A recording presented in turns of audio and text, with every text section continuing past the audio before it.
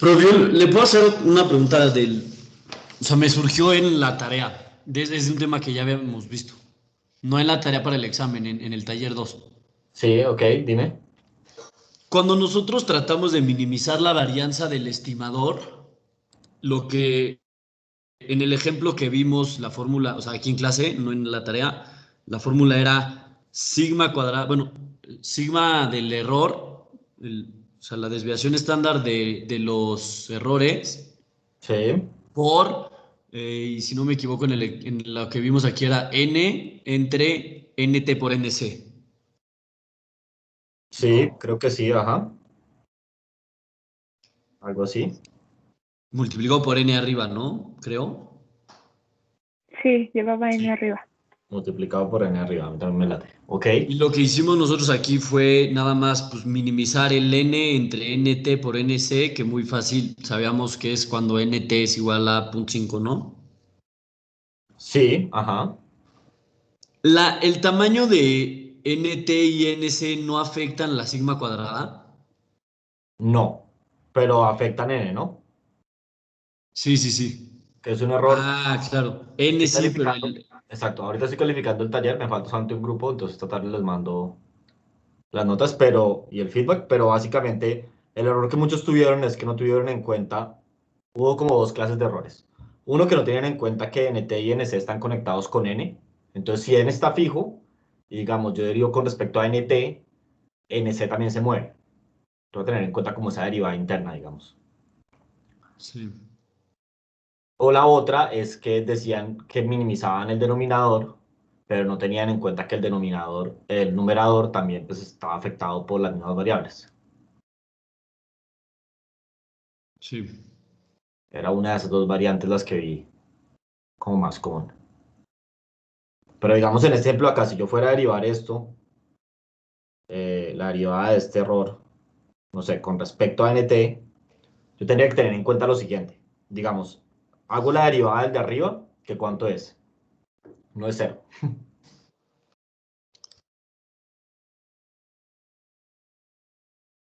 ¿Alguien sabe cuánto es la derivada de eso con respecto a nt?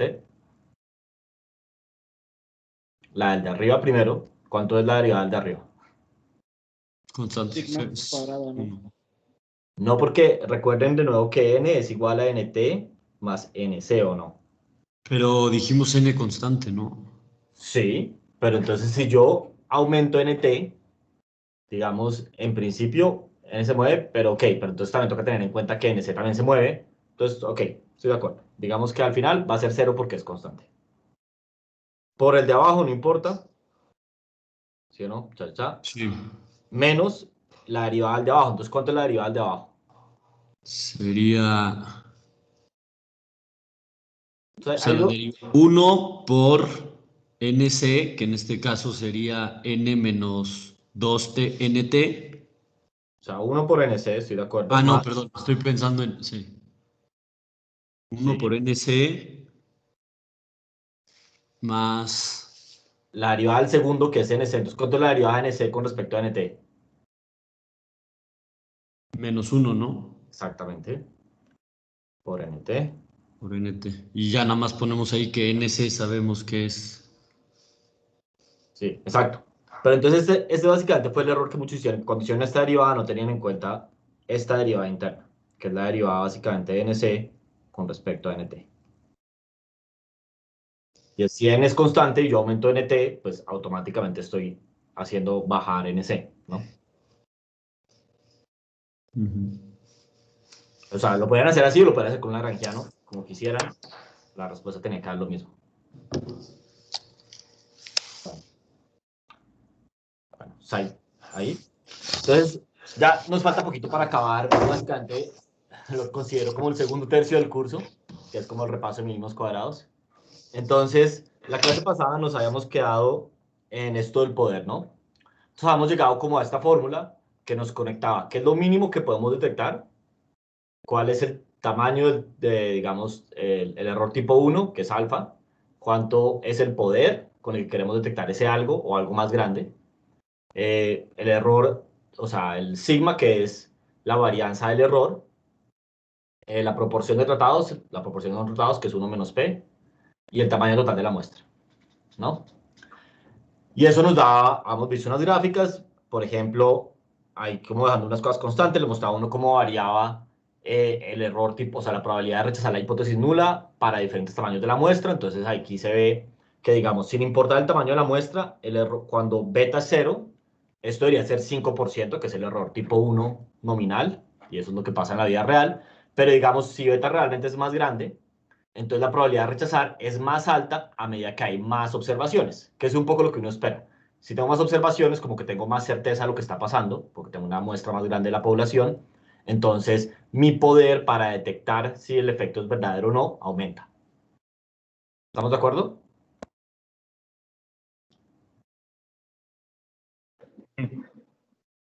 Y después hemos visto cómo cambiaba ¿Puedes repetir eso de que el poder, cuándo aumenta el poder? a medida que aumenta el tamaño de observaciones. O sea, aquí la diferencia de la curva azulita y la curva negra es Sí. simplemente que una tiene 1000 observaciones y la otra 100. Entonces el error tipo 1 cuando beta 0 es el mismo, como uno esperaría que es, debería ser el alfa.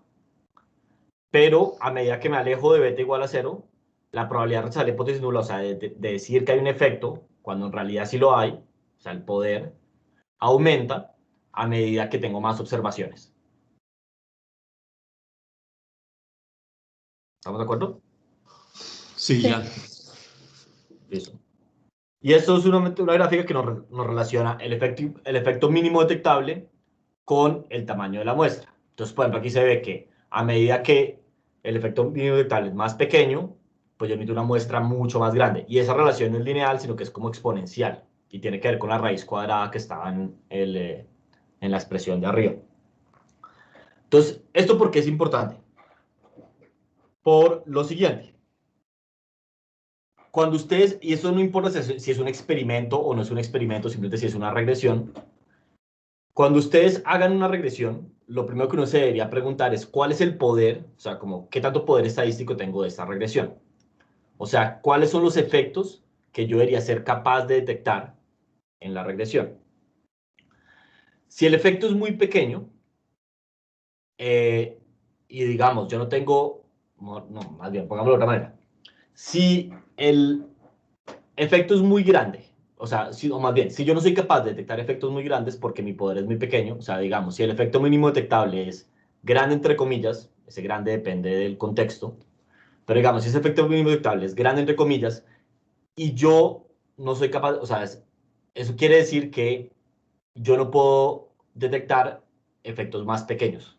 A ver, otra vez, creo que eso que me salió mal, eso me salió mal, lo voy a repetir. Sigamos, el efecto mínimo detectable es algo muy grande, tan grande que es casi obvio que algo tiene un efecto positivo o negativo, entonces de pronto ni vale la pena hacer el estudio. O sea, por ejemplo, nunca se ha hecho un experimento aleatorio para demostrar que fumar da cáncer. Pero el efecto es tan obvio que no hace falta, digamos. Pero digamos, si yo fuera a diseñar un experimento y tengo tan poquitas personas que el efecto es tan grande que es obvio, o sea, el efecto mínimo que yo puedo detectar estadísticamente, entonces de pronto ni vale la pena correr el estudio, ¿o no? Si yo creo, ex ante, que el efecto es pequeño, o sea, más pequeño, digamos, importante, pero no cero, entonces tengo que ampliar el tamaño de la muestra. Porque al final del día, si yo corro una regresión y encuentro que hay un efecto, digamos, positivo, pero que no es estadísticamente significativo, es como el peor de los casos, ¿o no? Porque básicamente no le puedo decir a la gente con certeza si puedo rechazar la hipótesis nula o no. ¿Estamos de acuerdo?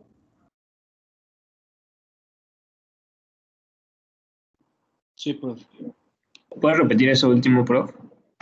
Sí, o sea, Del significativo, o sea, sí, pensémoslo como, hagámoslo como con números, digamos. Digamos que ustedes tienen una reforma educativa y creen que esa reforma educativa tiene un efecto de, no sé, cero o aumenta las pruebas planeadas en 20 puntos. ¿Listo? Es como el efecto que ustedes esperan. Y ustedes van a generar un experimento o hacer una regresión, no importa si es una regresión, un experimento, o sea, no importa cuál es la técnica estadística, porque lo que vimos ahorita del poder aplica para cualquier cosa. Entonces calculan y dicen, bueno, yo la probabilidad de detectar este efecto del 20%, o sea, kappa, que es el poder, cuál es la probabilidad de yo detectar que ese efecto es estadísticamente significativo, digamos que yo encuentro que es 30%. ¿Qué es lo que quiere decir eso en palabras?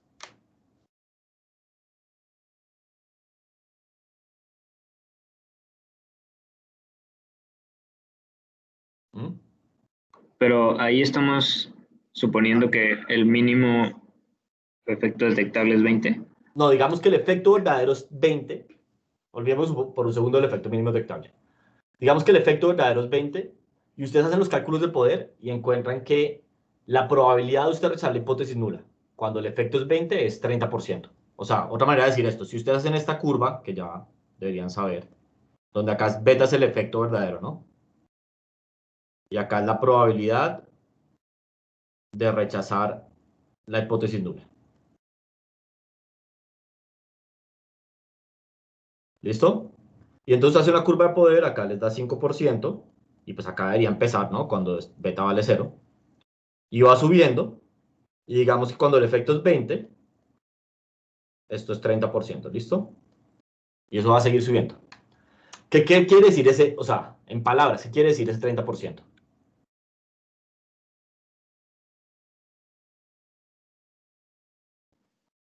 Que yo voy a decir que sí hay efecto el 30% de las veces cuando en realidad sí hay efecto, ¿no? Exactamente. O sea, digamos, el efecto en realidad es 20, y si yo corro este experimento 100 veces, solo 30 veces me va a decir que hay un efecto verdadero.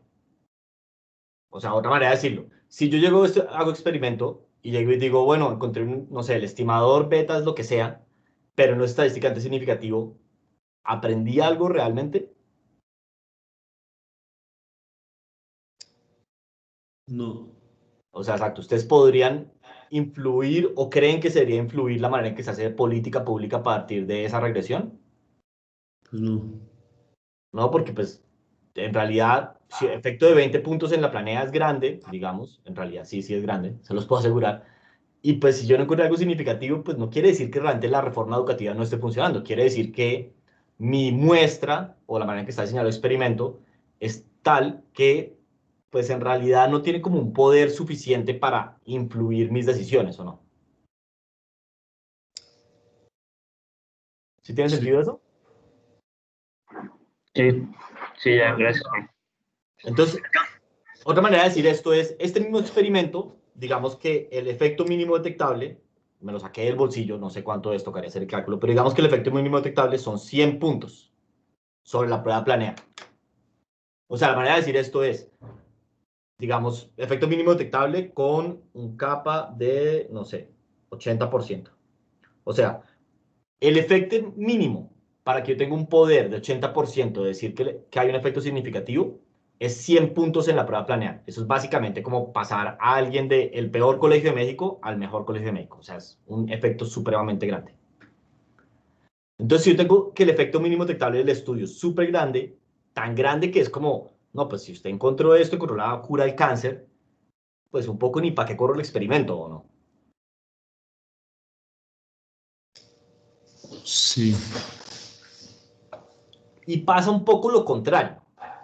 Ustedes pueden llegar y tener un experimento para el cual el efecto mínimo detectable, digamos, es, hablemos de la prueba planeada, es 0.0001 puntos en la prueba planeada. Porque, digamos, si es un experimento con todas las escuelas del país, o sea, tienen mucho, el tamaño de la muestra es el universo casi, entonces es súper grande. Y ustedes llegan y encuentran que efectivamente beta es 0.001, o sea, estimador gorrito, y es significativo. O sea, el p-valor es menor que 0.01. ¿Listo? Y eso es lo que ustedes encuentran en el estudio al final. ¿Es eso importante? Pues no, o sea, fue un poco lo que hablábamos de si era económicamente importante algo o no, ¿no? Exactamente. Esto es como, pues, ok, moviste todo en 0.00, o sea, básicamente en menos de una décima los puntajes de planea. Qué bien que tienes 3 estrellas en tu regresión, pero eso no importa para nada. Y esto como que quiero que quede súper claro, porque quiero que tengan una distinción súper grande entre qué es económicamente significativo y qué es estadísticamente significativo, por un lado. Pero aparte de eso, antes de correr una regresión, sin importar qué da el resultado, porque el resultado es aleatorio, entonces a veces va a dar más, el estimador va a ser más grande que el valor real, a veces más pequeño, a veces va a ser, pues, casi que le pega. Antes de correr la regresión, uno casi que siempre debería hacer los cálculos de poder, o sea, básicamente usar esta formulita de acá para ver cuánto es el efecto mínimo detectable, para ver si la regresión tiene poder para detectar cosas que son significativas. Porque si el efecto mínimo detectable da 100 y el beta les dio 20, pues uno dice, y no te dio significativo, pues como que no aprendí nada de esa regresión. ¿Estamos de acuerdo o no? Sí, profe. Listo. Ok. Y entonces ahora, lo que hemos visto hasta ahora era cómo hacer cálculos de poder cuando tenemos diseños que, digamos, se randomizan o la unidad de tratamiento es a nivel individual, pero a veces el tratamiento es a nivel del clúster, como el del ejemplo de la tarea. Entonces, por ejemplo, cuando uno hace algo a nivel de la firma y quiere mirar efectos en los trabajadores, o hace algo a nivel de la escuela y quiere mirar efectos en los estudiantes, o hace algo a nivel de un pueblito y quiere mirar efectos en los residentes, ¿no? Entonces, como ahí los errores o las observaciones, más bien, que son o los estudiantes, o los trabajadores o los residentes, están correlacionadas entre sí, me toca tener eso en cuenta en los cálculos de poder. Entonces, piensen que vamos a correr esta regresión donde T es el efecto del tratamiento, ¿listo? Y yo puedo pensar que básicamente hay una varianza como a nivel del clúster, o sea, de la escuela o de la firma o de la villa, y es un error.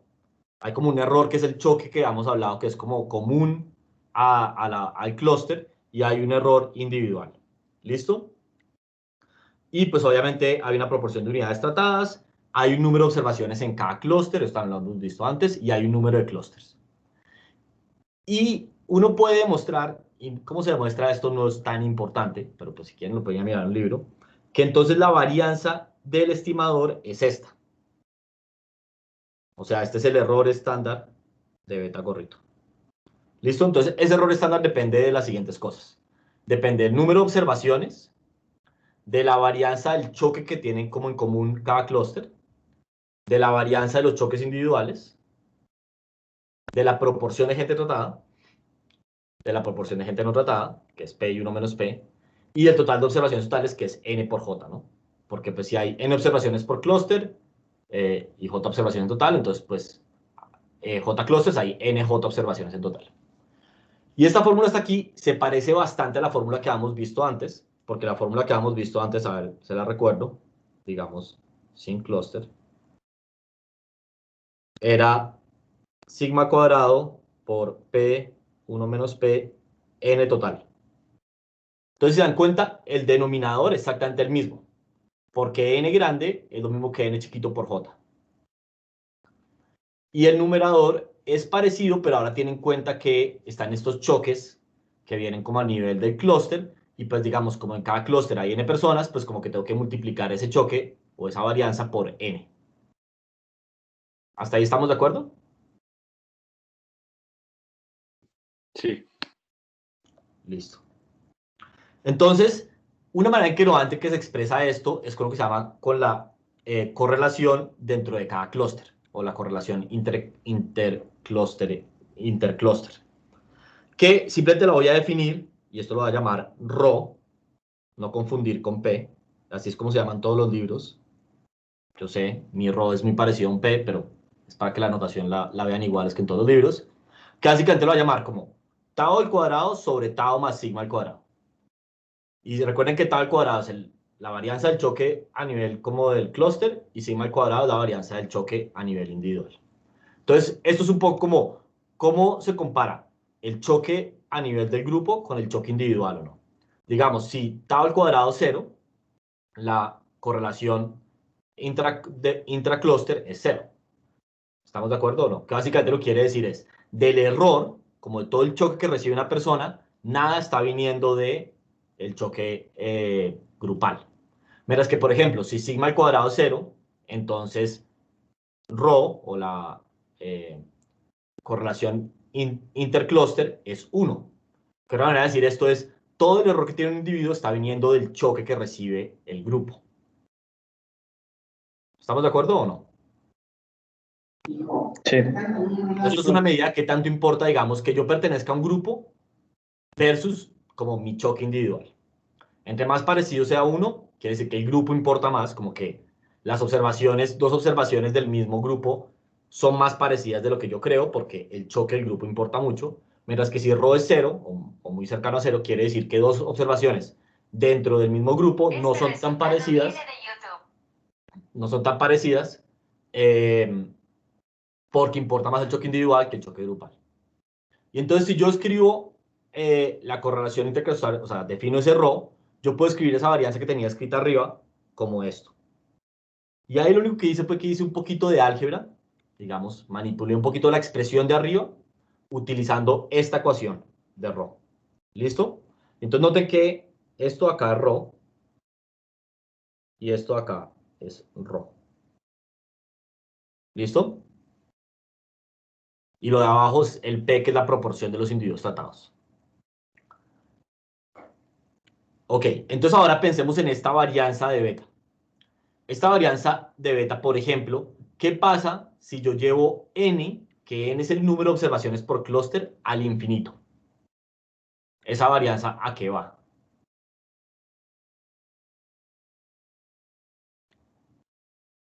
Lo tengo acá, ¿no?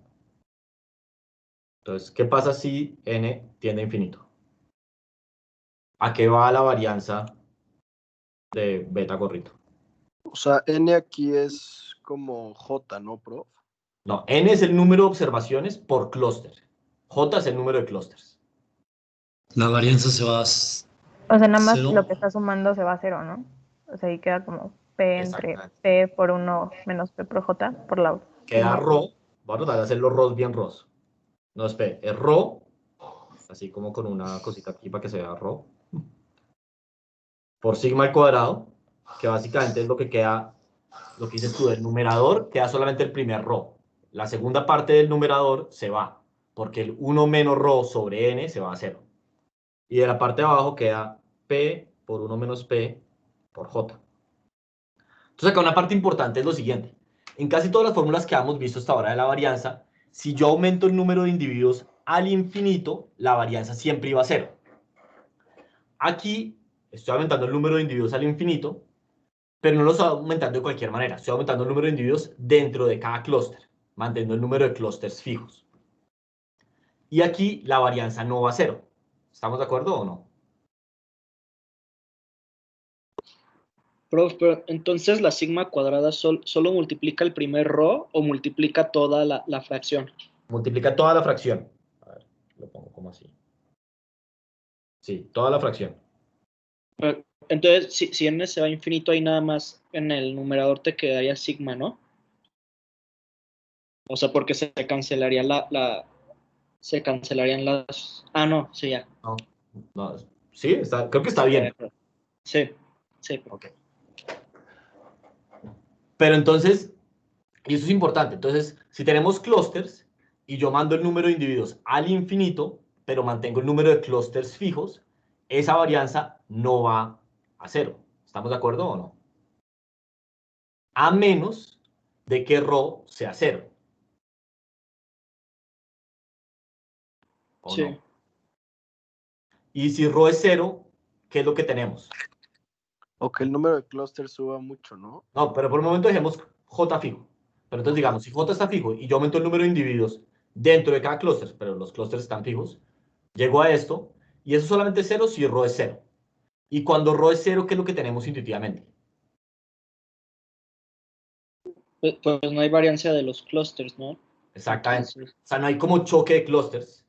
Todos los choques son individuales. Entonces, casi como si volviéramos a tener datos a nivel individual, ¿o no? Y los clústeres no importaran. ¿O no? sí. Y cuando los clústeres, digamos, cuando teníamos datos a nivel individual, si yo mandaba el número de observaciones a infinito, la varianza iba a 0. Pero entonces es importante. Por ejemplo, si yo tengo un experimento a nivel escuelas, y yo donde tengo, no sé, 200 escuelas, que es J, y eso es lo único que yo puedo hacer, máximo número de escuelas es J. Si yo aumento el número de individuos a los cuales le hago encuesta, le hago la prueba planeada, lo que sea, dentro de cada encuesta, mi varianza tiene como un piso al cual puede llegar o no, que es este de acá. Así yo aumente en el infinito, hay un punto del cual la varianza no va a bajar o no. Sí. Listo.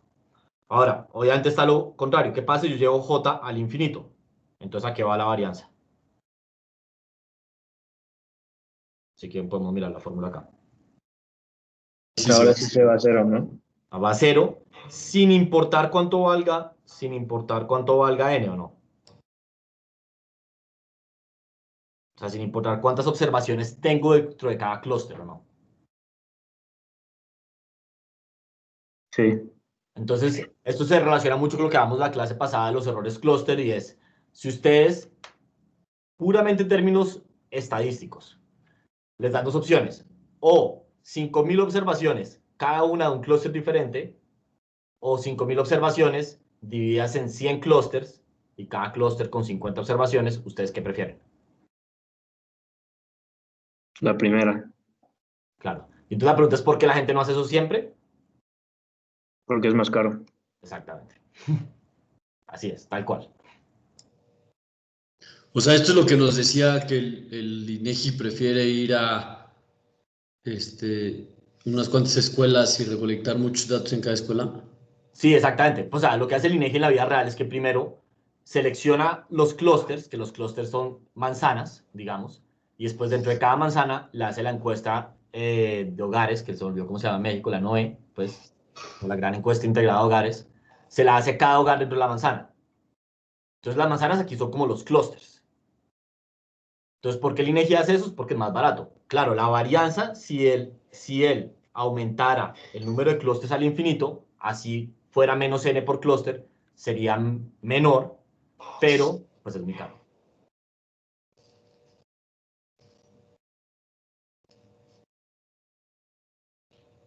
Listo. ¿Bien? Y entonces, recuerden que la fórmula del error mínimo detectable siempre es este T alfa medios más T1 menos kappa por el error estándar de beta gorro. Entonces, en el caso en que tenemos un experimento o un diseño en el cual toca clusterizar a nivel escuela o toca clusterizar, no importa cuál sea el nivel, esta es la fórmula del efecto mínimo detectable. ¿De dónde viene? Pues viene de la fórmula que acabamos de hablar hace un segundo, que esta es la fórmula del error. Y entonces, por ejemplo, si ustedes están diseñando un experimento, o sea, vuelvo a repetirlo solamente para que quede muy claro, están diseñando un experimento, por ejemplo, a nivel escuela, y les dan dos opciones. Pueden hacer el experimento con 200 escuelas y 10 alumnos por escuela, o 400 escuelas y 5 alumnos por escuelas, que en total es la misma cantidad de observaciones. ¿Cuál preferirían ustedes?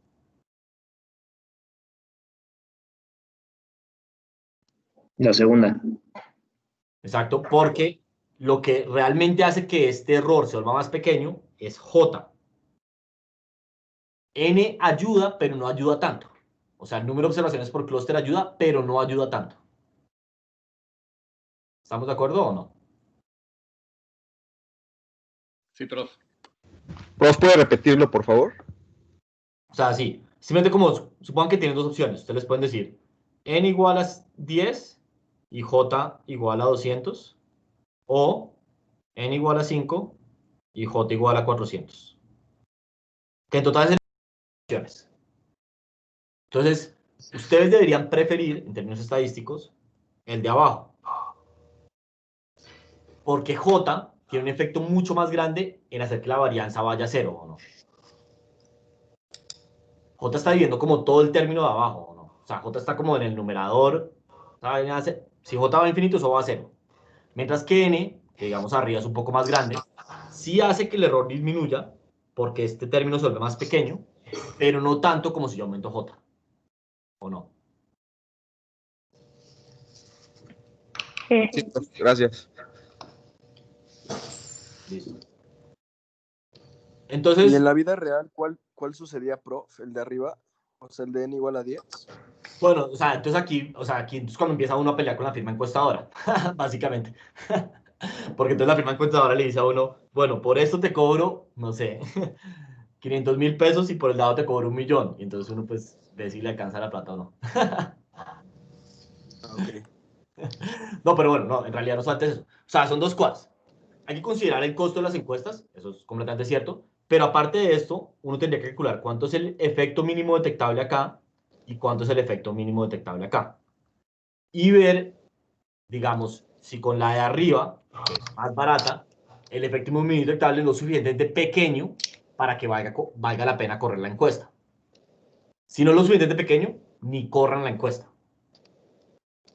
Porque, de nuevo, no hay nada peor que tener un estudio al final que dice, bueno, hay un efecto positivo que no es estadísticamente significativo, pero como el poder de detectar un efecto mayor que, no sé, 10 puntos de la planea era solo de 30%, pues no aprendimos nada, ¿o no? Sí, profe. O sea, entonces, independientemente de que nuestro estudio diga que sí es significativo, la prueba de poder nos, o sea, el estudio de poder nos puede decir como, para este estudio no importa lo que diga la regresión, no sabes qué está pasando en realidad. Exactamente. Por ejemplo, si ustedes hicieron el taller del examen, ahorita lo discutimos, en los últimos puntos yo les pedí hacer ejercicios muy parecidos a esto, que es básicamente, ¿cuál es la probabilidad de que tu estudio te diga lo que no es, así encuentres algo significativo?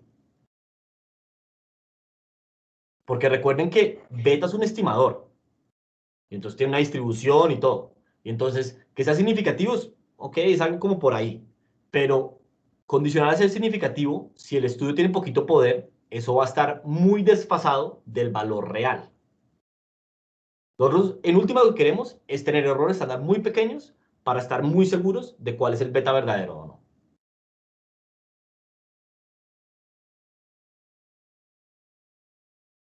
¿No?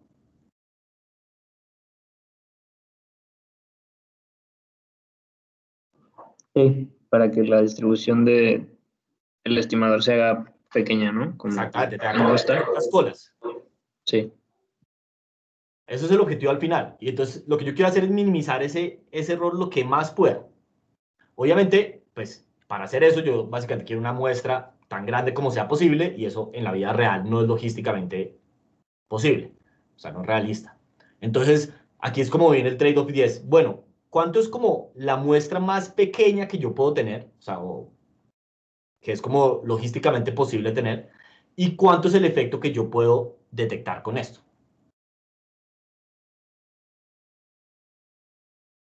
Y si ese efecto es muy grande, o sea, digamos, yo ante el efecto mínimo detectable son 100 puntos en la prueba planea, pues ni para qué hago el estudio, ¿o no? Porque si yo encuentro un beta de, no sé, 20 puntos en la prueba planea, pues puede que haya un efecto realista del tratamiento que esté estudiando, pero como el efecto mínimo detectable era 100, pues la probabilidad que yo dijera que esto era estadísticamente significativo era muy baja, ¿o no? Sí. Profe, ¿usted tiene una idea de más o menos cuál es el efecto mínimo detectable en planea o no? No, pues lo que pasa, no, porque es que, no, o sea, de planear, recuerden que planea es el universo de las escuelas, entonces es casi infinito, pues suponiendo que uno puede encontrar un tratamiento que sea exógeno.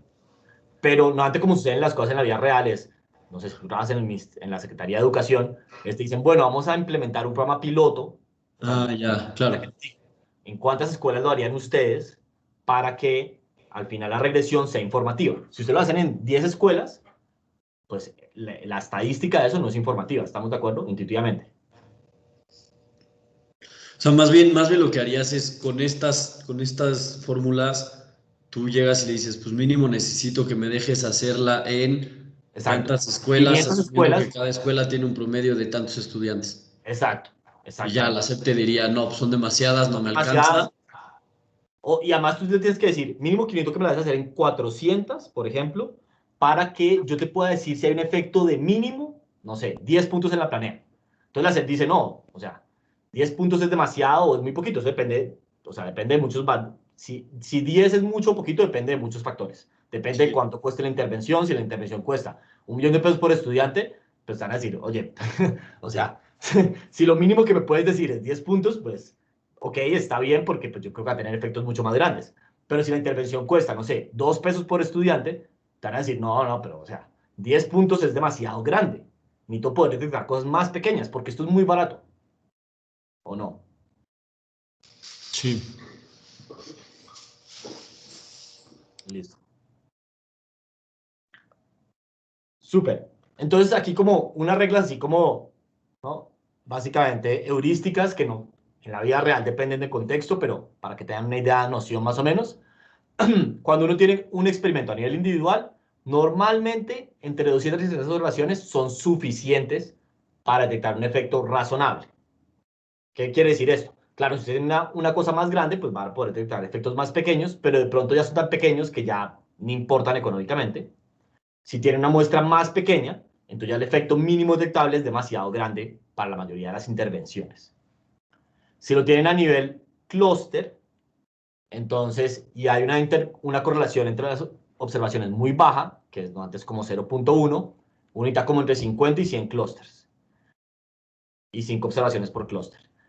Si uno tiene, o sea, a medida que la correlación entre los individuos del mismo clúster crece, pues necesita más clústeres, no más individuos. Entonces, por ejemplo, si fuera 0.3, que es como mediana, la correlación entre personas del mismo clúster, sería normalmente 200 a 300 observaciones. O sea, clústeres, no observaciones. Ahora, una cosa importante es que estas fórmulas que vimos acá, por ejemplo, esta de acá, y la que hemos visto arriba, son para diseños muy sencillos. ¿A qué quiere decir con muy sencillos? Hay un tratamiento, hay un control, yo asigno tratamiento y control, y hay el número de observaciones por clúster, el número de clústeres está como, es el número de observación y tratamiento. Es como muy sencillo hacer el álgebra de esto. Si ustedes tienen un diseño, simplemente llamémoslo un diseño para hacer inferencia causal más complicado, mi recomendación es que hagan simulaciones para calcular la curva de poder. ¿Qué quiere decir con un diseño más complicado? Por ejemplo, si tienen, no sé, 18 o sea, o más bien, 100 clústeres, pero cada clúster tiene tamaños diferentes y los clústeres más grandes todos van a ser asignados al tratamiento y los clústeres más pequeños todos al control o algo por el estilo, o van a tener un diseño donde, digamos, cada unidad va a ser tratada en un periodo diferente. Entonces es un experimento, pero que se va a randomizar es como el orden de entrada. Entonces en el primer mes se trata el clúster 1, en el segundo mes se trata el clúster 18, en el siguiente otro clúster aleatorio y así. Entonces hacer todo, digamos, para calcular cuál es el poder en cosas complicadas, lo más recomendable es hacer simulaciones, siempre.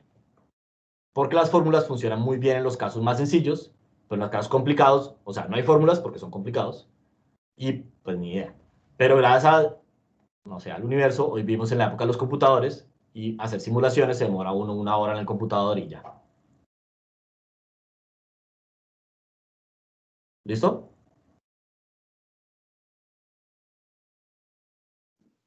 Sí, profe. Listo. Entonces ya con eso, básicamente acabamos el segundo tercio del curso, y solamente queda el último tercio. Y si quieren ahora podemos discutir el taller que les mandé. Lo voy a abrir pero en mi otro computador. Ah, no, ¿cómo hago? Me quiero salir de esto. Ay, ¿qué hice? No sé, creo que es más fácil si simplemente lo hago acá. A ver.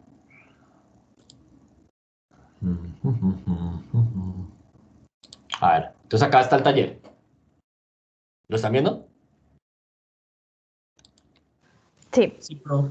Listo. Entonces, dudas respecto al taller.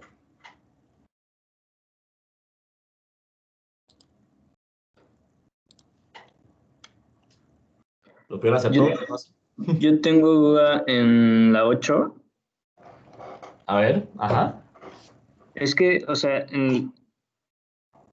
dice primero, ¿cuál es el impacto promedio del tratamiento? Y al final, en la 9, dice, suponiendo que la regresión es causal, después de controlar por el nivel de educación, ¿cuánto Ajá. es el parámetro que identifica mínimos cuadrados ordinarios? Sí. Pero, o sea, es que yo tengo duda ahí porque nunca menciona cuál es el proceso que genera los datos. Entonces, pues, y ni cómo, o sea, ni cómo modelar como la educación ni nada. Entonces, como que no supe Ah, cómo es que meterlo. es mi culpa, es mi culpa. Es que Según yo controlas redacté mal.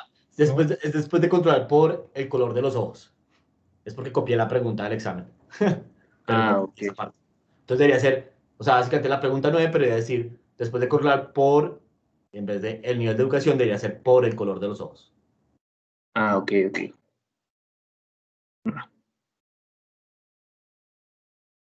¿Sí? Sí.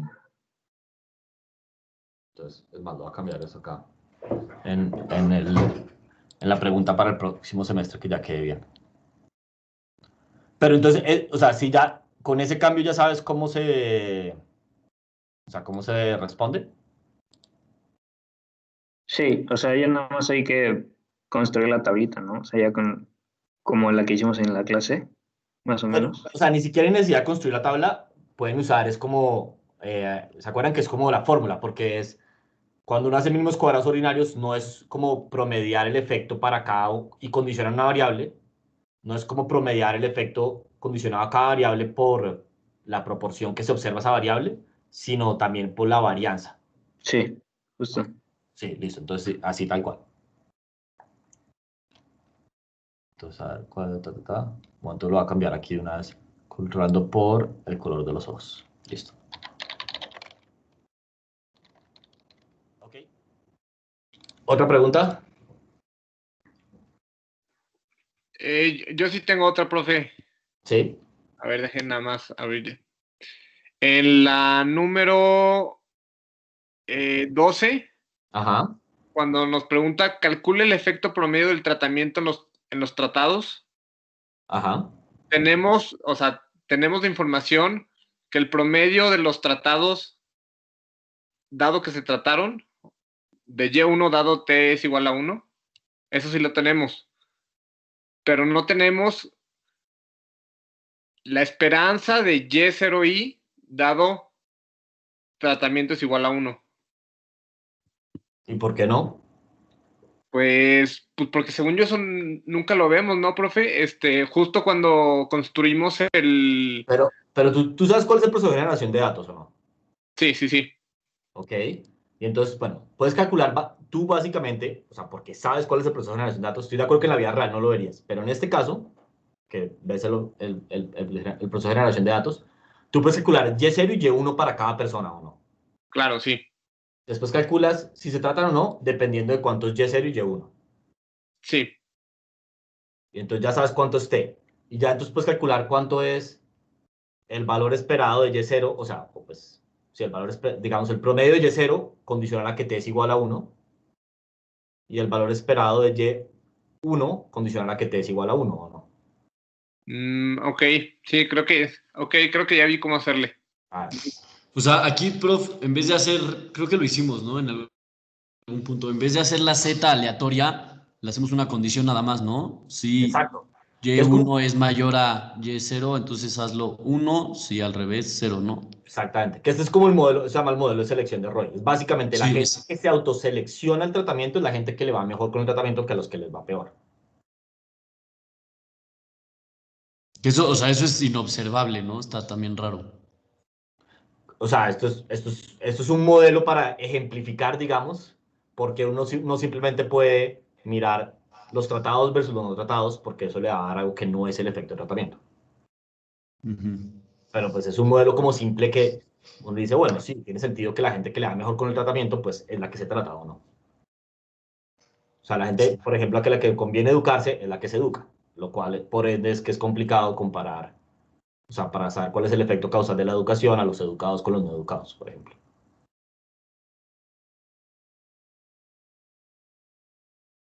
Pues sí. Ahora, una Profe, cosa yo también que... tengo una duda. Ah, ¿Sí? bueno.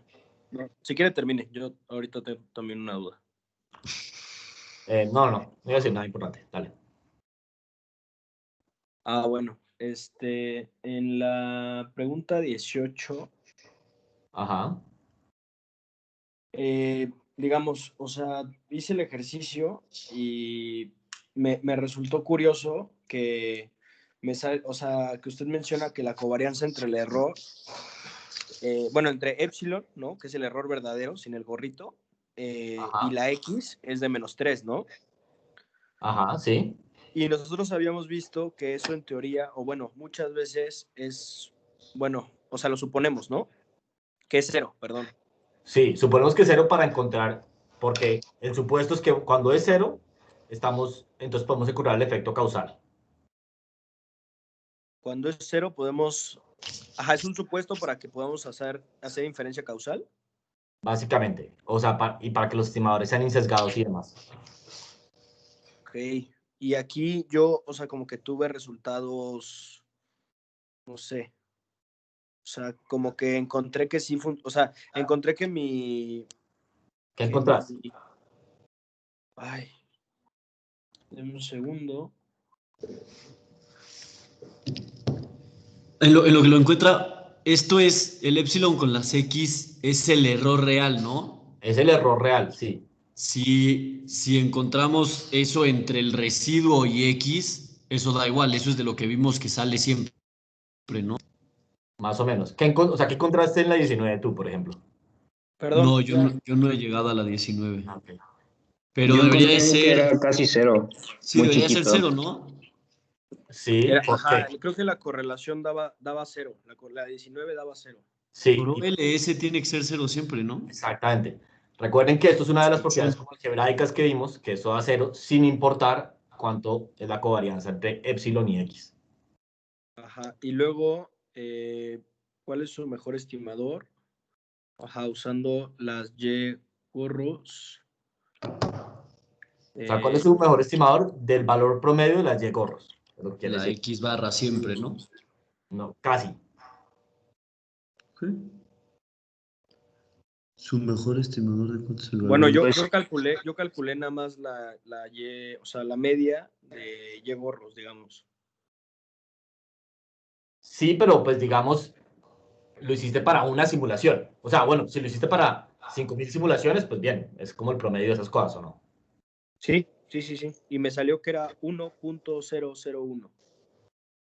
1.001. A ver, si eso me parece que tiene sentido. Eh, creo que sí. A ver. Ta, ta, ta. Sí, ajá, creo que sí. Ajá, está bien. Pero, digamos, o sea, intuitivamente, más que nada, mi pregunta viene porque, eh, por ejemplo, en la 21 se calcula el valor de la esperanza de la beta, Ajá, digamos, la beta gorrito, ¿no? sí. Y ya, ¿no? Me dio que era un medio, que también, pues, hace No, sentido con... no, no, no. Esa seguro no es un medio.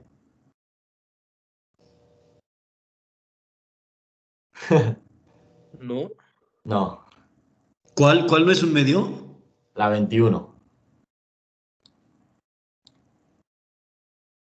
es que justo, profe, es que yo tengo ahí duda porque, o sea, justo como dijimos, como los errores tienen covarianza con las X's, pues Ajá, no es sin sesgado, ¿no? Entonces te tendría que dar algo diferente a un medio, pero completamente de acuerdo. en la pregunta no, o sea, nunca te dicen cómo se distribuye epsilon y eso como que, o sea, no supe cómo meter esa información de que las X's covariaban con los errores en el proceso que genera los datos, entonces ¿Quién le como puedo, que me quién podría confundí. ayudar ahí? ¿Quién O sabe? sea, lo puedes, el error simplemente lo puedes, ay, es que yo me acuerdo que hay una forma para hacer variables con covarianza, ¿no? O sea, le tendríamos al efecto generador, le tenemos que poner esa epsilon, que le tenemos que poner una distribución que depende de X, ¿no? A ver, voy a pasarme a la tableta, un segundo. No, pues no sé, quién más tiene ideas? ¿Cómo más se podría hacer?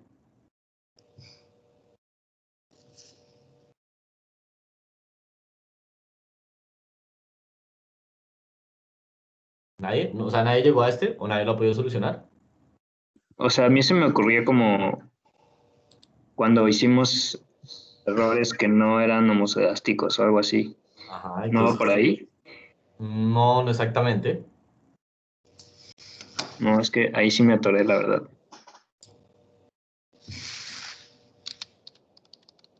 A ver, ¿no? ¿Nadie más? ¿Qué más?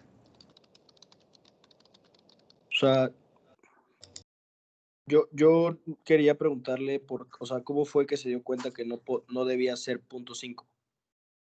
Ah, porque yo hace cuánto es. Pero no, la razón, No. o sea, la razón es o sea, la razón por la cual estoy seguro que no es 0.5, sin saber cuál, o sea, ni sé cuál entonces el número en la vida real, es precisamente porque no se cumple el supuesto de que la covarianza entre epsilon y x sea cero.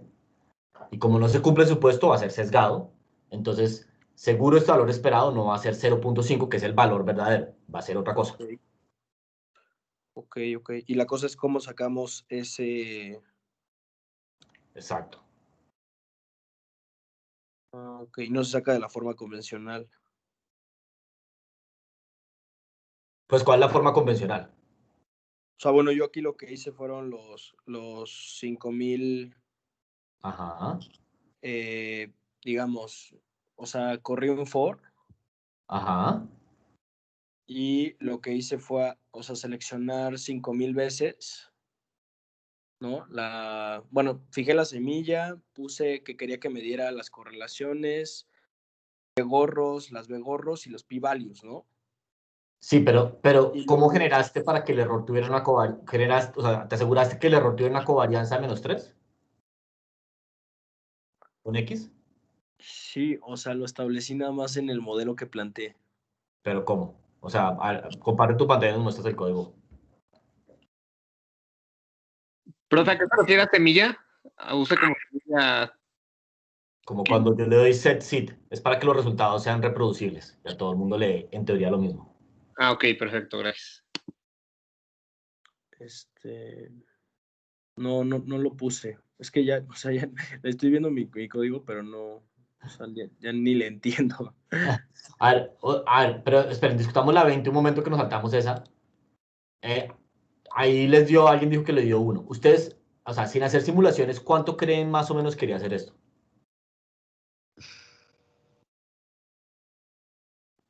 Y barra, ¿no?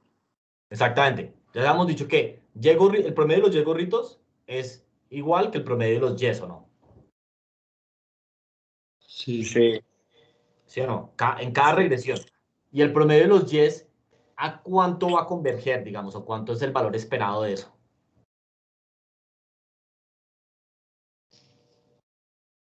Va a ser a 0.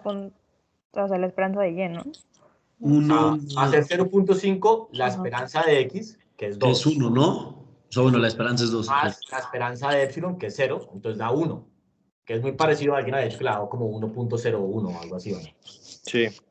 Pues ya viene. O sea, debería ser, en realidad, el mejor estimador debería ser 1. Sí, eso sí. Ok, listo. ¿Puedes repetir eso tantito, bro? O sea, otra vez. O sea, recuerden que cada vez que uno corre mínimos cuadrados ordinarios, sin importar si es causal, no es causal, se cumplen los supuestos o no, son propiedades algebraicas. El promedio de los Y gorritos es el mismo promedio de los Y verdaderos. ¿Sí o no? ¿Hasta ahí estamos de acuerdo o no?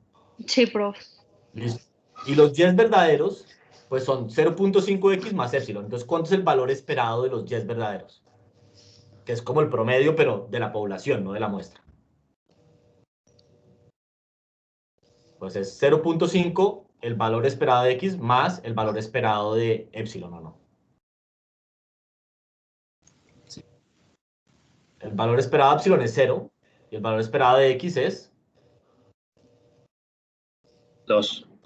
Entonces sería que el valor esperado de y, que es como el y barra, pero en la población, es 0.5 por 2 más 0, o sea, 1. O sea, lo estamos viendo como al revés en este caso. Como si Como en lugar de ir de la población a la muestra, estamos yendo. En lugar de ir, de la población a la muestra, estamos yendo de la muestra a la población, ¿o cómo?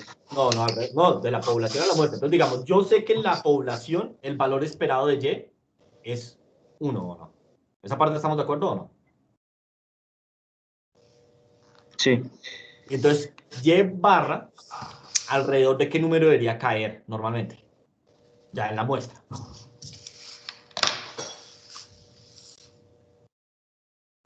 De 1. Pues alrededor de 1 también. Exactamente. Y yo sé que y gorrito barra, o sea, el promedio de los y gorritos, es igual, algebraicamente, que los lleva barras o no. Entonces, Y gorrito barra, ¿alrededor de qué número creo que va a caer? De 1 también. De 1. Ok.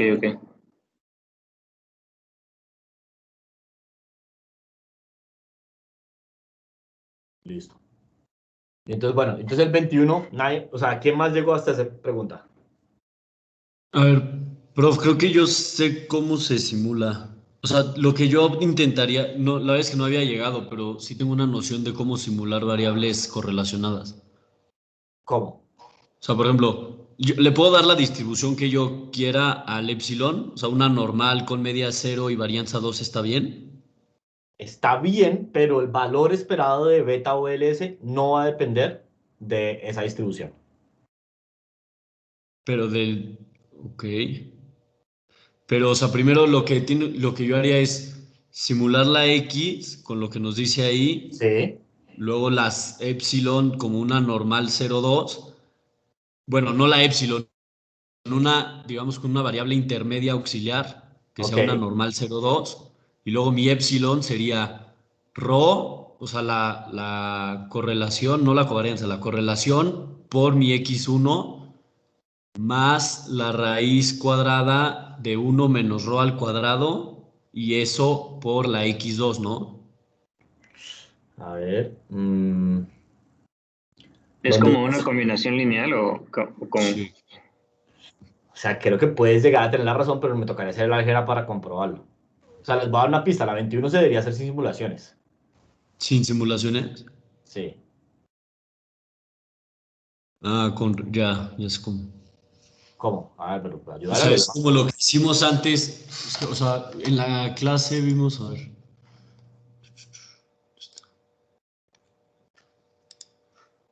O sea, cuando estamos en la fórmula de el beta gorro de OLS, que si mal no Ajá. recuerdo es X traspuesta X Sí. por Y, Ajá.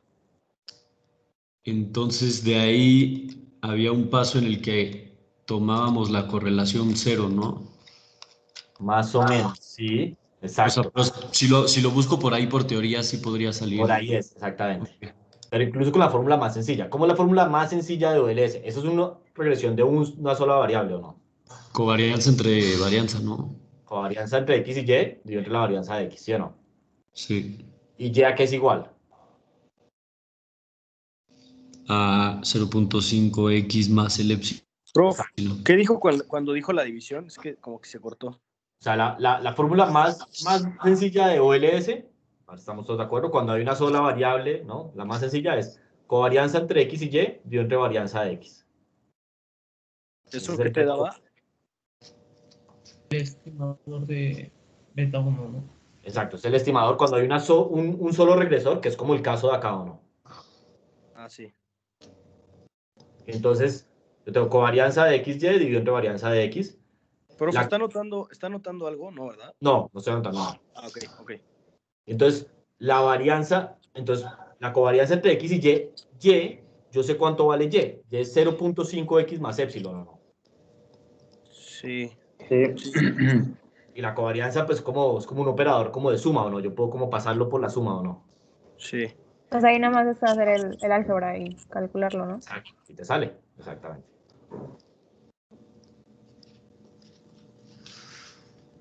Ok. Y para la varianza de Y, ¿Dónde está la varianza de Y? o No, sea, porque para sacar como el estimador, pero esperen, volvamos al punto. Es covarianza entre XY dividido entre varianza de X, ¿o no? Ujú.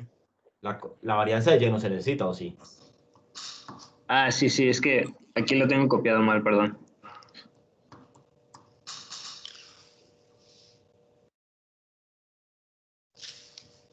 Creo que ya lo pude sacar, prof. A ver, ¿cuánto te da? Yo lo hago como aquí en mi cabeza rápidamente.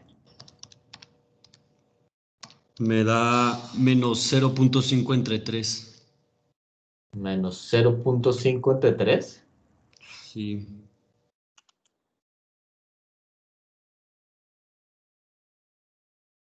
que es menos 0.166666.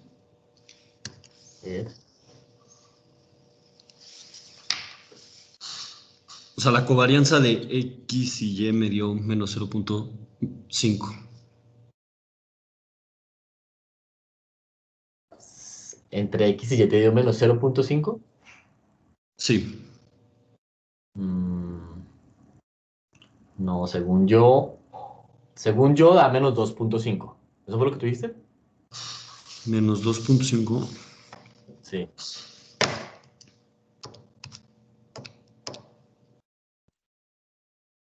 Covarianza de X con Y. No es que esté mal, pero estoy casi seguro que da menos 2.5. Ah, no. Espérate. No. Da menos. No. Dije mal. Da menos 0.5. Sí. Menos 0.5, sí, ok, sí. Ya, ok. Gracias. Ok. ¿Pudieron llegar al último? Al 22, 23 y 24. Ah, no, o sea, el 23 y el 24 es lo que quería hablar. Sí, yo ahí tengo duda, o sea, porque no es como hacer la curva de poder, ¿no? O sea, es algo distinto. Es diferente, Sí, sí. Pero no, es diferente, pero está relacionado con el poder. es que, o sea, no sé si se me ocurrió como usar la distribución de beta gorro, Ok. o sea, como estandarizar para sacar como justo la probabilidad que está pidiendo, ¿no? Que es como que sea menor a 0. Pero, Condicional a ser significativo, ¿no?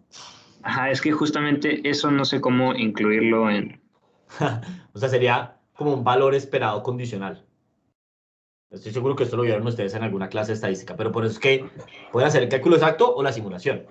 O sea, up to you. Pero básicamente, ustedes seguramente vieron en la clase de estadística como distribuciones condicionales, ¿o no? Solo de la normal, creo. Pero bueno, acá todo es normal, ¿o no? Bueno, sí, el error es normal, que es el importante.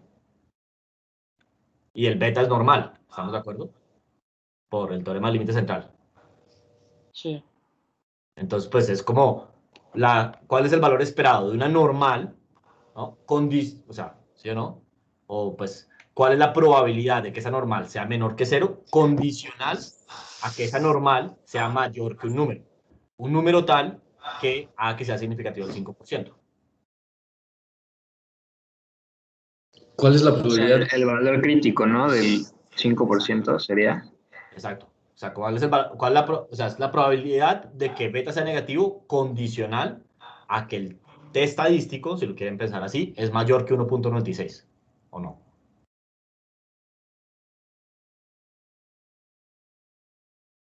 Esa es la pregunta A. Sí, ¿No pero sería mayor en valor absoluto? Sí, mayor en valor absoluto, de acuerdo. Porque no, es una prueba de dos colas, sí. y prof, entonces ahí o sea, para usar la distribución tendríamos que estandarizar con qué valor, o sea, obviamente con el error estándar de beta gorrito, pero con el verdadero valor de beta o bajo la hipótesis nula de que es 0, o de que es menor o igual a 0.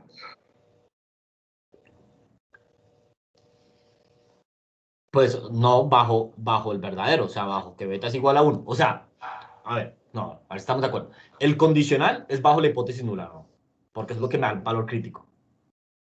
O sea, es Ajá, probabilidad de que algo pase condicional a algo. Y ese condicional es bajo la hipótesis nula, ¿o no? Porque yo hago el valor crítico asumiendo la hipótesis nula, ¿o no? ok, sí. Pero la probabilidad de que sea positivo o negativo, ya eso sí, es bajo la hipótesis alternativa, que en este caso es beta igual a 1. Pues no, o más bien, bajo el valor verdadero. Observado, ¿no? No, verdadero. Ah, no, sí, no, lo siento, sí. Yo quiero saber cuál es la probabilidad de que beta gorrito sea menor que 0, dado que beta verdadero es 1, Ah, exacto, adicional, sí. ¿no? ¿Sí? O sea, esto es una manera de decir esto. Yo creo que ustedes me digan cuál es la probabilidad de que el estimador tenga el signo que no es condicional a que es estadísticamente significativo.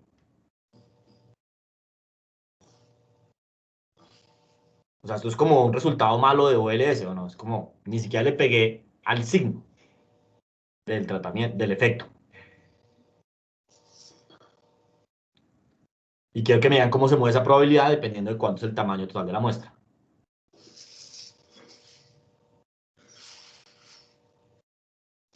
¿Estamos de acuerdo o no? Sí. Ahora, sí, esto se puede hacer con cálculos condicionales. O sea, yo sinceramente no sabría cómo, o sea, pues bueno, si voy y saco mi libro de estadística que está acá atrás en la biblioteca, pues y me siento 3 horas, lo hago, seguro. Pero mi consejo para esto es hagan simulaciones. Ok. Sí, porque creo que sí está complicado. Y más complicado, la siguiente, que es el valor esperado del estimador condicional a ser estadísticamente significativo. Entonces, a ver, si ustedes van a calcular eso, es como el valor esperado, como, no, ya no es la probabilidad, sino el valor esperado de algo condicional a ser significativo. Entonces, cuando hagan eso, se vuelve una vaina de razones entre normales, mejor dicho. Prof, pregunta para simular esa.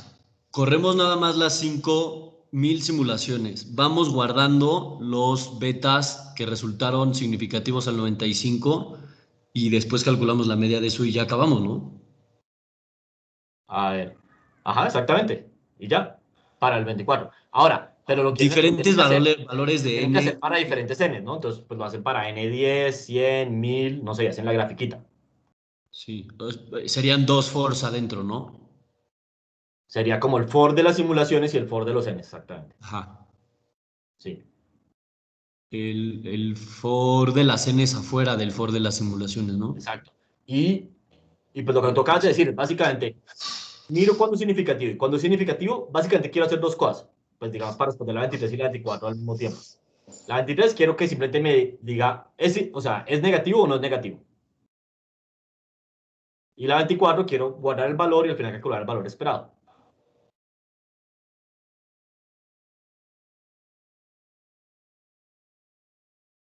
Ok, entonces tendremos que guardar como todas las betas y calcular la proporción de betas que son negativas para la 23. Pero solo las veces que son significativas al 5% o no.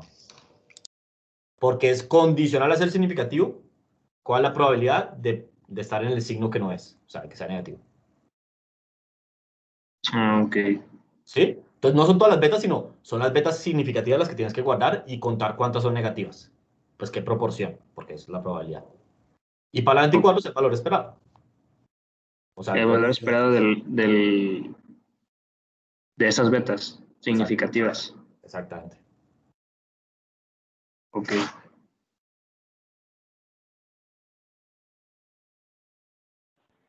Prof, ¿Sí? en la 8, Subo. Ajá. a ver, sí, la 8. Nos da nos dice que se supone que queremos saber cuánto es la discriminación de ingresos por género, ¿no? El color es de los ojos azules y café. Vemos que el 50% tiene los ojos azules, el 50% tiene cafés. Entre las personas con ojos azules, 50% es mujer. Entre las personas con ojos cafés, 50% es mujer. Ok, aquí, bueno, después nos dice que suponga que el efecto causal del género en el ingreso es de 5,000 pesos. Aquí lo que hice yo fue como crear mi propia base de datos, por así decirlo, Ujú. y lo que hice fue cuidar ese margen de 5,000 pesos, ¿no? Y luego el de menos 1,000 pesos, ¿no? Sí. Y básicamente lo que hice fue decir, ok, lo que quiero saber es, en la primera pregunta, ¿cuánto es el impacto promedio cuando es mujer, ¿no? O sea, ese es el tratamiento. Sí. Ajá. Y después, eh, ok, entonces sí está bien que yo hice digamos, mi base de datos, ¿no?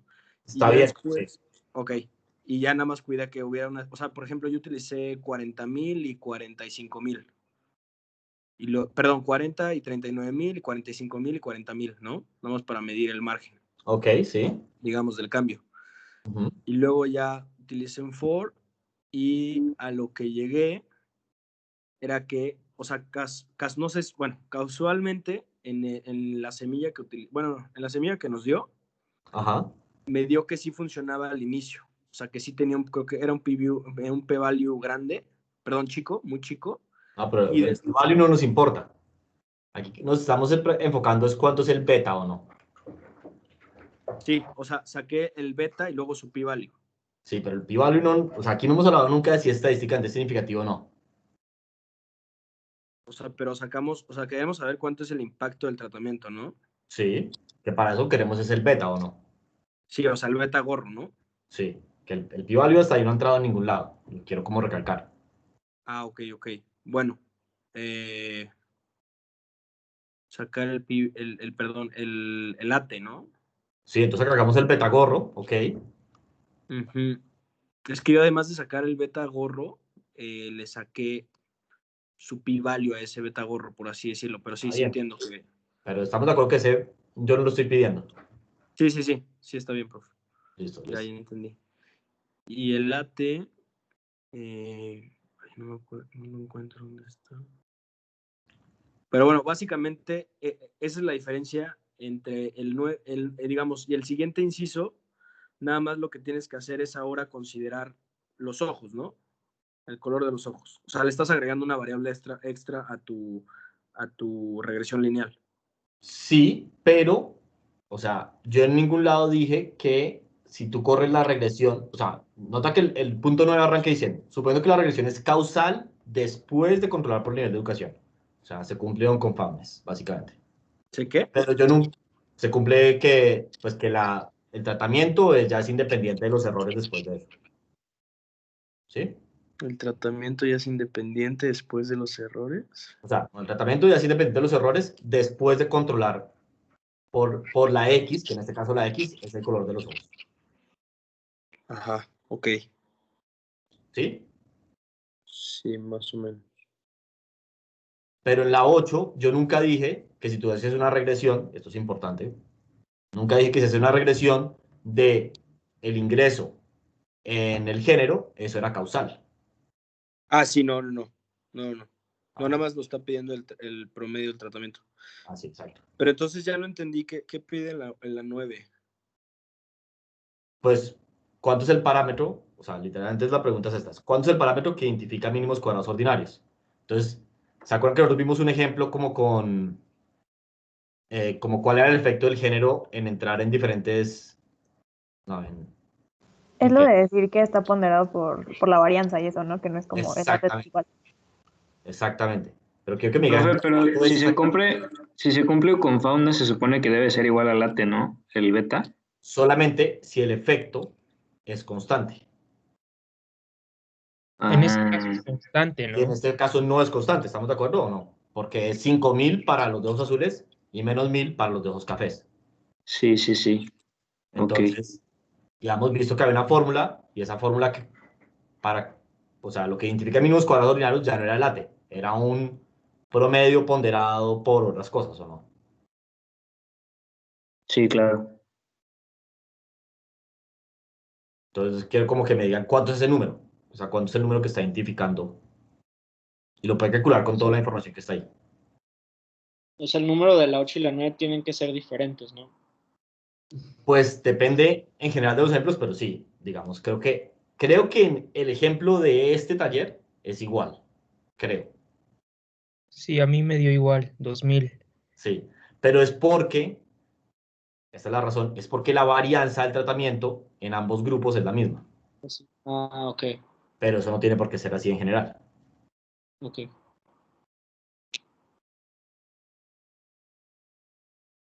Profe, en el form solo vamos a poner que la respuesta es el numerito y ya, ¿verdad? Ya, sí. No, o sea, en las últimas que nos pide graficar, en el forms tendríamos que subir las gráficas o... Esto no es exactamente igual, al examen, ¿no? Entonces, digamos, algo que podría pasar en el examen es, supongan que yo en vez de decirles hagan una gráfica, les digo, háganlo para n igual a 5000, no sé, por decir algo. Entonces, pues me suben cuánto es el número para 5000. Ok.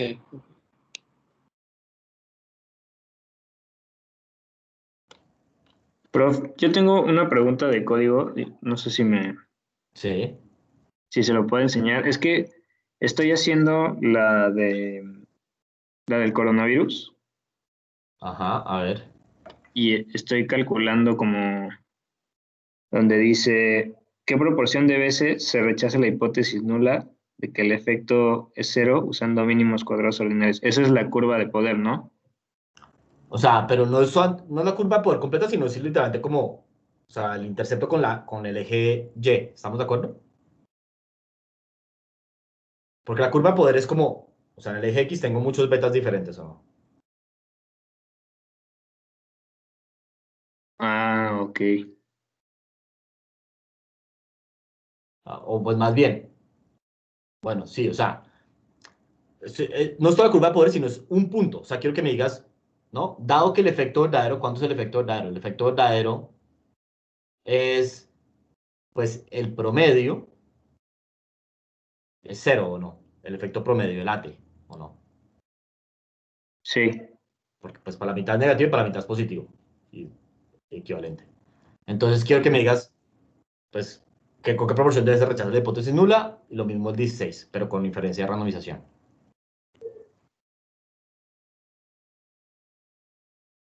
ok.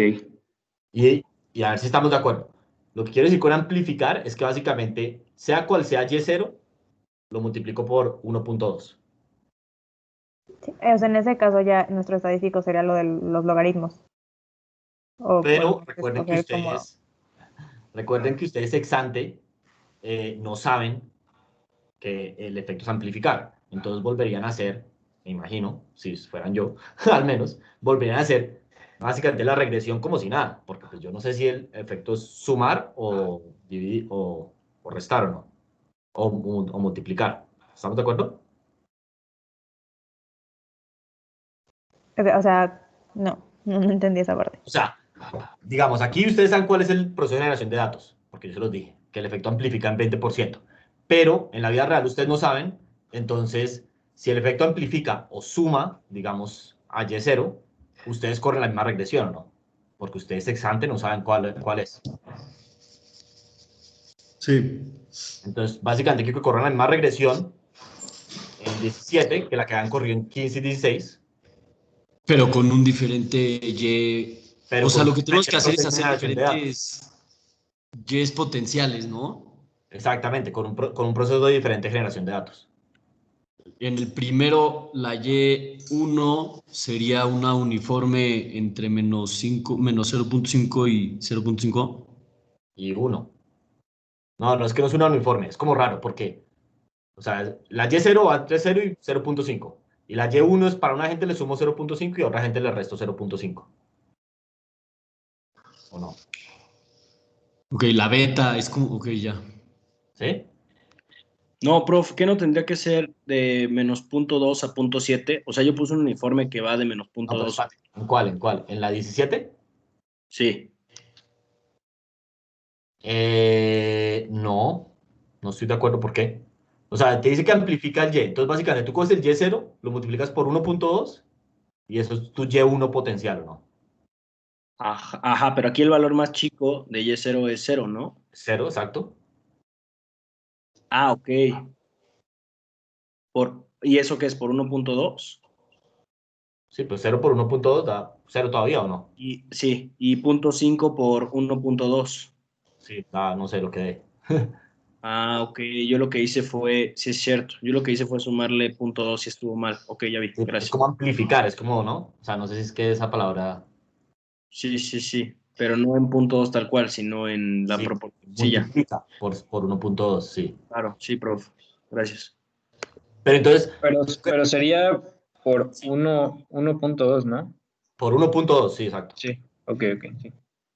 Sí, no por punto 2, claro, claro, por 1.2. Entonces sería 0.5 por 1.2 y pues lo que dé eso. Es como el máximo valor que puede tomar, ¿no? Si es que yo entendí amplificar como sumar. No, por eso trata de como poner el 20%, es como lo incrementan 20%. Ok, profe, gracias. Pero entonces, la regresión que debe correr en la 17 es la misma que en la 15 y la 16. La 18, básicamente sí piden que hagan algo diferente. Y es usar inferencia de randomización con algún estadístico diferente a la diferencia entre tratamiento y control, que es la regresión que uno corre normalmente, ¿no? Que es como reg Y en tratamiento, para ver si hay un efecto amplificador. Entonces, pues, ¿cuál sería el natural ahí? En vez de hacer la diferencia que harían ustedes. El logaritmo. O, De... exacto, o la diferencia de logaritmos o Ajá. simplemente la El razón. cociente, ¿no? Ajá. Exacto, el cociente. Exactamente.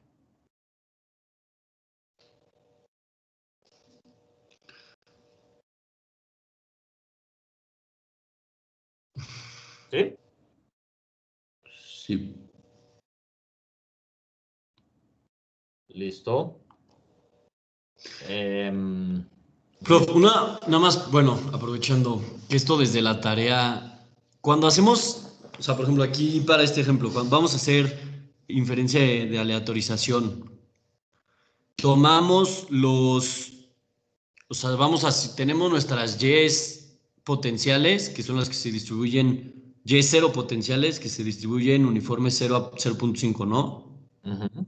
Tenemos nuestras Y1 potenciales, que digamos que en este caso se distribuyen uniforme de 0 a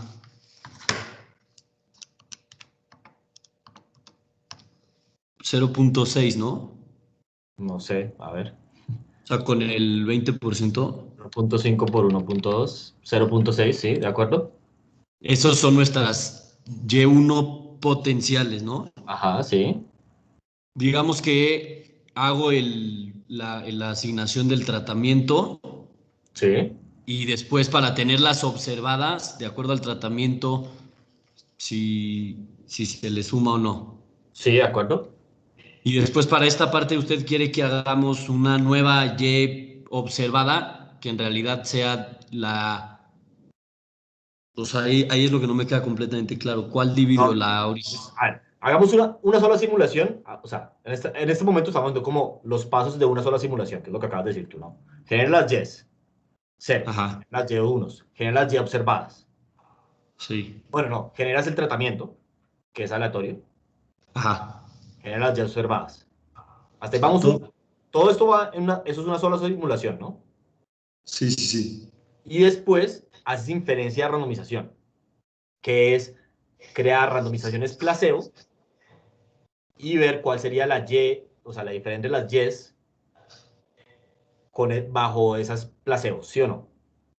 Sí, lo que no me queda completamente claro es las placebo, nada más es repetir ese experimento muchas veces, No, ¿no? no, por eso te digo, pensémoslo conceptualmente, vamos una sola simulación. Entonces, en esta simulación lo que hacemos es como si corriera el experimento una vez. Entonces, Sí, tengo las Y0, tengo las Y1, tengo las Y observadas, o sea, tengo los tratamientos que generaste, tengo las Y observadas, ¿sí o no? sí. Y después hago inferencia de randomización. Entonces ahí, en vez del tratamiento real, genero unos tratamientos placebos y comparo las Y observadas que no han cambiado, porque pues el experimento lo corriste una sola vez, entre los Ajá. tratamientos placebos y los controles placebo. Y eso da una Ok. distribución de los betas, digamos, de los efectos de tratamiento bajo randomizaciones placebo, ¿o no? Ajá. Y ahí pones tu beta y pues te calculas el p-valor. Y todo ese proceso es una sola simulación. Sí, eso me queda claro, pero o sea, lo de las distribuciones placebo es yo nada más agarro las Y ceros, ¿no? Sin hacerles nada y digo, estas son las No, uno y estas son las cero. no, porque tú no sabes, tú en la vida real no observas esas. Ah, ok. O sea, Tú las observas son las distribuciones Y's. placebo solo es asignar diferentes formas El tratamiento, pero Ajá. no cambia las Y observadas. Por eso como que Sobre las observadas, ok.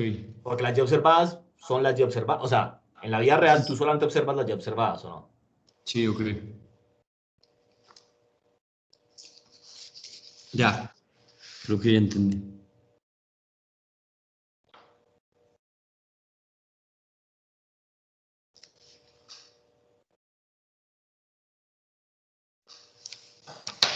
Prof. ¿Sí? Sí, creo que ya. Entonces, Prof, ¿Sí? ¿cuál era la logística del examen? La logística es la siguiente. Como 10 minutos antes del examen van a recibir un correo con el examen, ¿sí o no? Se meten a Teams.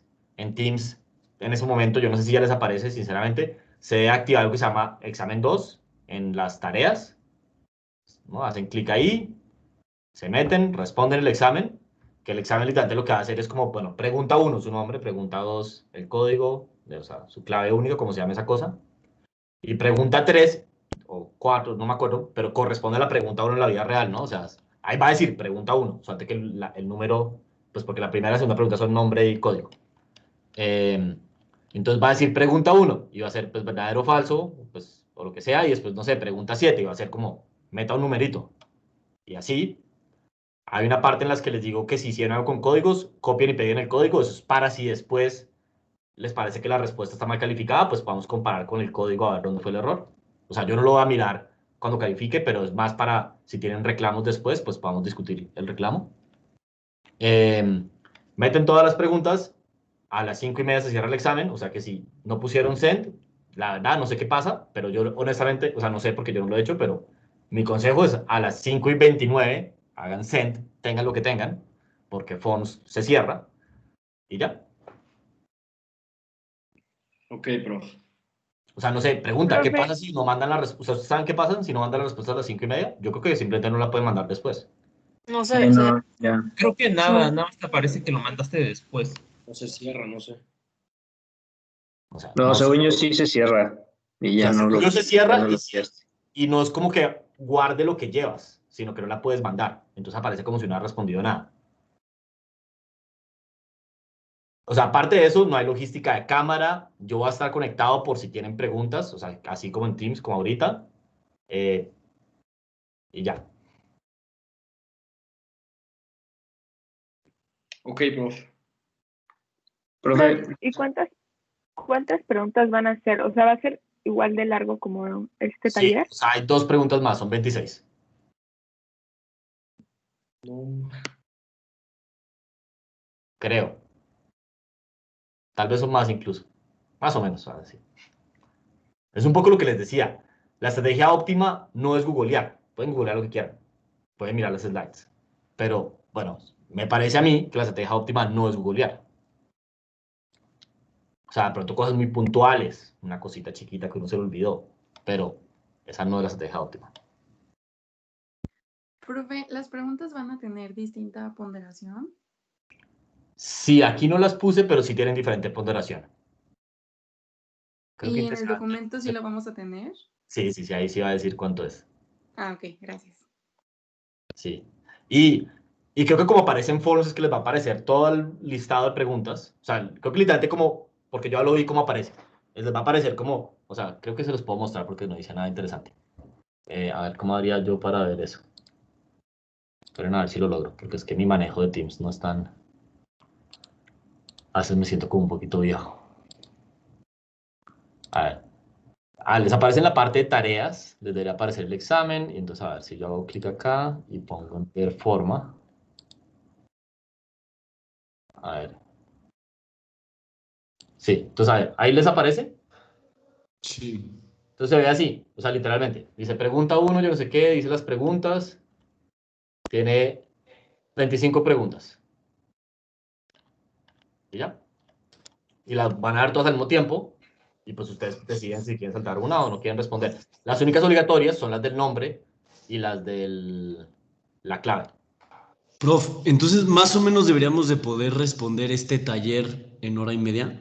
Exactamente. Uf,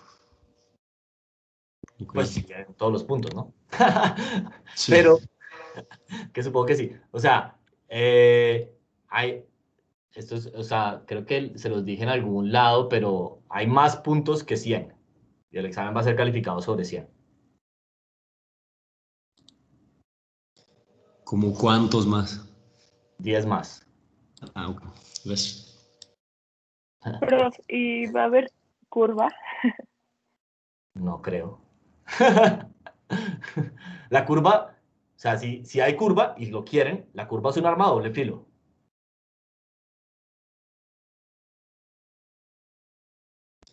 Es todo lo que tengo que decir. Profe, entonces en teoría tenemos como 6, no menos. Por pregunta, ¿cuántos minutos tenemos? ¿Son 20 y qué? 25, creo, ya no me acuerdo. Listo. 25, sí. Como 3 minutos. Sí, hay que estar eficientes. Prof, pero entonces recomiendas tener pedazos de código ya hechos y ya nada más modificarle algunas cositas y correrlos. O sea, si tienen, por ejemplo, esto es una buena pregunta, si tienen las partes de simulaciones de ese taller listas a la mano, eso les va a ahorrar mucho tiempo, sí, seguramente porque es parecido, es bastante parecido. No es igual, pero es parecido. Mi compu sí se tarda un rato en correr 5000 simulaciones. O sea, no mucho tiempo, pero vamos, 2, 3 minutitos. No, recuerden que, y se los digo honestamente, ahorita lo vimos, hay preguntas que son más fáciles con simulaciones y preguntas que son más fáciles sin simulaciones. ¿Estamos de acuerdo o no? Sí. Entonces, también piensen cómo estrategizar un poco en esa parte. De pronto pueden hacer primero una de las de simulaciones, dejarla corriendo, van y hacen la de opción, la de verdadero o falso, después meten los numeritos. Por ejemplo, lo que les decía ahorita, la 23 y la 24 en realidad es una sola simulación, o sea, no son 5.000 simulaciones, pero con las mismas simulaciones se responde la 23 y la 24, ¿o no?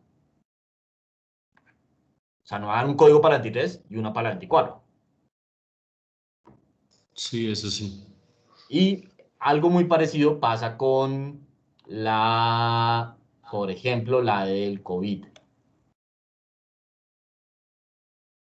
Y en realidad el examen lo hizo un poco, o sea, es más sencillo el examen que el taller, un poquito más sencillo.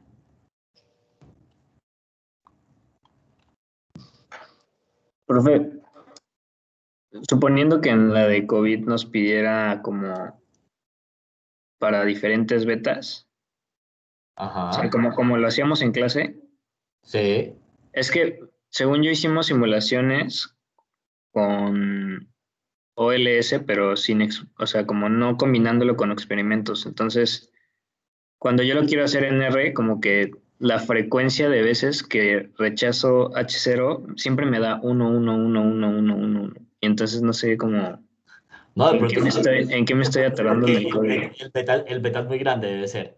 Me imagino que eso es lo que está pasando. En realidad no hay de eso, o sea, no, porque las simulaciones serían muy grandes. En ninguna pregunta del examen le estoy pidiendo que combinen simulaciones totales con simulaciones de inferencia de relativización, simplemente porque el número sería muy grande.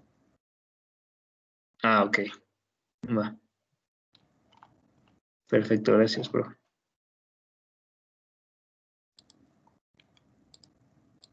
Estoy acá mirando a ver si es verdad lo que les acabo de decir. Sí, sí, es verdad. Yo me demoré escribiendo, o sea, no, yo calculo, yo antes no quiero que el examen lo puedan terminar. Yo me demoré haciendo el código para calificar el examen como 1 hora. Creo que lo pueden lograr. Prof, pero tú eres experto. Pero la verdad es que ustedes también sean expertos. Yo soy viejito, a mí ya como que programar me queda difícil. Es como otra generación. Vamos a ver cómo les va y después discutimos las notas. Pero Va. podemos preguntarle cosas mañana. Sí, me pueden mandar chats. Pues tengo otras cosas durante el día, pero pues yo trato de responder ahí cuando tengas tiempo libre. Prof, compara Profe, que dije para el que- taller 1 nos dijiste que lo resolviste en 7 horas y nosotros nos tardamos más de 2 semanas. Pero no estuvieron trabajando las 2 semanas, 24 horas al día. Yo 7 horas, yo cuento 7 horas como, o sea, ¿no? No 7 horas sentado aquí viendo la ventana. No, Eso, profe, chance no 24 horas al día, pero sí 7 horas diarias, 2 semanas. ay, no sean exagerados. No les creo. En Yo serio. sí me eché como 2 días. Sí, Sí, profe. 2 días. Sí, Pues, bravo. no, les creo que se demoraron el doble, 16 horas. Eso se los creo. Profe, es que es la Pero primera cada clase de R quien que diéramos. tenemos. ¿Cómo? Si quieres, vas, Cassandra. Ah, perdón, o sea, decía que 16 horas cada quien y somos 5 por equipo. Ah, bueno, pues eso sí. Está bueno porque discutieron y aprendieron mucho. Profe, es que también hay que tomar en cuenta que es la primera clase de R así de lleno que tomamos. Yo sé, pero vamos, ustedes pueden. Yo creo en ustedes. Les voy a Espero que no contar, te o sea, decepcionemos, esas profe. historias a veces suenan como historias de guerra que no pasan en la vida real, pero literalmente en mi primer trabajo, lo que hicieron el primer día fue decirme, bueno, lo que tienes que hacer es programar esto en R. Y era como un modelo de riesgo crediticio. No sabía que era ni riesgo crediticio, ni que era R. Y tienes 10 días para hacerlo. O sea, yo sé, pero la gracia es como que aprendan y se aprende un poquito, con un poquito de dolorcito. ¿O no? Pero un poquito, tampoco tanto. No, profe, esto es mucho Tampoquito, dolor. ¿no, profe? Bueno, vamos a ver cómo les va en el examen y después discutimos. Pero mientras la calificación no sea tan mala, sí estamos aprendiendo mucho. Gracias, Bueno, profe. mañana me escriben si tienen dudas. Sí, gracias, profe. Nos vemos. Chao. Gracias. Gracias, profe.